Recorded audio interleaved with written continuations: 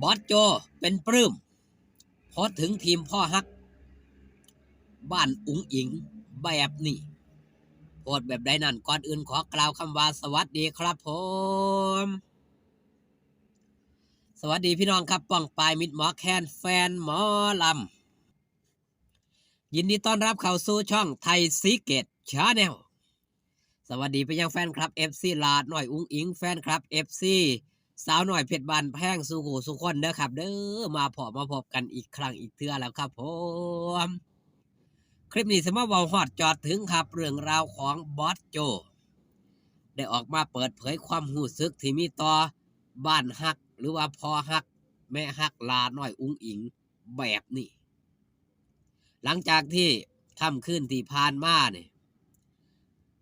เฮาสิได้เห็นว่าทางช่องพ่อแม่อุ๋งอิงได้โพสต์คลิปสั้นเขียนแคปชั่นไว้ว่าคาราวานอุ๋งอิงเป็นภาพที่สร้างความอบอุ่นสร้างความประทับอกประทับใจให้กมิดหมอแคนแฟนหมอลำเป็นอย่างยิ่งอย่างบอสโจครับเราได้เห็นภาพเรานี่เราก็เลยแคปมาแชร์มาพร้อมกับเขียนแคปชั่นไว้ว่าปังปังขอบคุณทุกความฮักที่มอบให้ลูกสาวมีแฟนคลับ FC เข้าไปคอมเมนต์กันมากมายหลากหลายผู้หลากหลายคนนี่คือลาดน้อยอุ๋งอิงศิลปินที่บอกคือไผล่ะก็หาไผคือกับบ่ได้หาโตเลียนแบบบ่มีครับในยุคนี้ยุคปัจจุบันนี่สำหรับลาดน้อยอุ๋งอิงยากที่สิหาคนมาก๊อปปี้ได้ถือว่าเป็นแบบฉบับที่สมบูรณ์เป็นแบบฉบับที่บ่คือผู้อื่นความเด่นความดังความปังเลยดังได้หลากหลายด้านบ่ได้ดังเฉพาะด้านเดียวสำหรับลาน้อยอุ๋งอิงศิลปินคนอื่นๆนี่เฮาสิได้เห็นว่าร้องเพลงก็ดังแต่ร้องเพลงแต่เรื่องอื่นๆบ่ได้ดังแต่ลาน้อยอุ๋งอิงเรื่องอื่นก็พลอยดังไปนำดังได้ในทุกๆเรื่องที่ลาน้อยอุ๋งอิงได้ลงมือเฮ็ดได้ลงมือทำถือว่าเป็นศิลปินที่มากด้วยคุณภาพมากด้วยความสามารถอีกผู้หนึ่งเป็นที่จับตามองของเราบรรดาผู้จัดละครต่างๆรายการทีวีต่างๆตามที่เฮาได้เห็นครับลาน้อยอุ๋งอิงไปออกรายการใดรายการนั้นถล่มทลายไปด้วยคอมเมนต์แฟนคลับ FC ลาน้อยอุ๋งอิงเช่นกับภาพที่พี่น้องมิดหมอแคนแฟนหมอลำได้เห็นนั่นแหละครับบรรดาพ่อฮักยางหุ่มหน้าหุ่มหลังเป็นการ์ดให้กับลูกสาวค่อยเบิงค่อยแย่งให้กับลูกสาวบอสโจได้เห็นครับภาพแบบนี้สร้างความรู้สึกจังไดครับอบอุ่นพร้อมกับดีอกดีใจที่มีแฟนคลับ FC ฮักหอมลูกสาวถึงขนาดนี้อดตาลับครับตานอนพากันมายังขับพามาเบิงพากันมาเบิงมาแย่งลูกสาวมาให้กำลังใจลูกสาวพร้อมมากับมาป้องกันลูกสาวถือว่าเป็นศิลปินที่บ่ต้องจ้างการให้ยากตามที่ผมได้เว้าไปในคลิปก่อนหน้านี้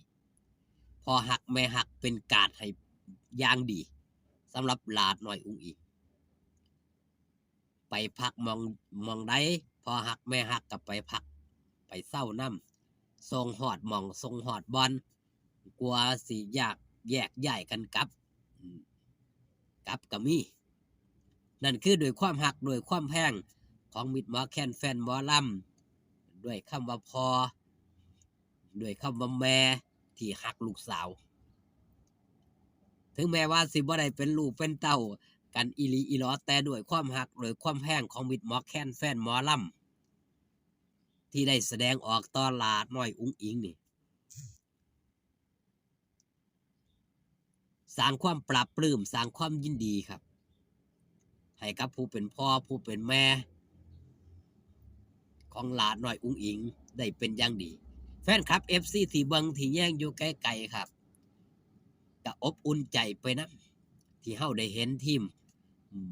บรรดาพ่อฮักแม่ฮักนี่มาลุ่มมาตุ่มซอยกันยิบซอยกันยื่นซอยกันจับซอยกันบ่ายเข้าของหลานน้อยอุ้งอิงโดยบ่ได้เกียงผู้นั้นหิวผู้นั้นหิวครับต่างคนต่างเอาใจใส่ครับอยากมาซอยหลานน้อยอุ้งอิงอย่างเต็มที่พี่น้องมิดหมอแคนแฟนหมอลำสังเกตว่าส่วนมากเฮาจะได้เห็นพ่อหักครับพ่อหักหลานน้อยอุ้งอิงที่มาไล่กับแม่นพ่อหักแม่หักนี่แทบสิบ่ได้แตะซอยแค่เป็นบางส่วนแค่นั้นนอกนั้นมีแต่พอเบิดเป็นผู้เฮ็ดมาหลอกมาไล่ให้กับหลานน้อยอุ้งอิงนี่คือศิลปินที่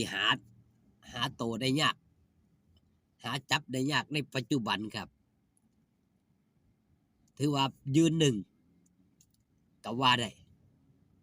เรื่องความเด่นความดังความปังเนี่ยบ่มีไผคือหลานน้อยอุ้งอิงเฮ็ดอีหยังกับเป็นตะเบิงเฮ็ดอีหยังกับแฟนคลับ FC ซอยกันสนับสนุนบ่ว่าเรื่องผลงานเพลงบ่ว่าเรื่องการประกวดรางวัลต่างๆแฟนฮักพ่อฮักแม่ฮักแฟนคลับ FC ก็ซอยกันไปสนับสนุนนั่นคือสิ่งที่บอสโจเพิ่นปราบปลื้มเพิ่นยินดีเพิ่นขอบคุณมายังบ้านฮักพ่อฮักที่ดูแลซัพพอร์ตลูกสาวผู้เป็นพ่อก็อุ่นใจครับที่ลูกสาวได้รับการดูแลอย่างเต็มที่มื้อแรงอย่าลืมอย่าพลาดครับศาลปู่เจ้าสมิงพรายหลังปตท.เนาะ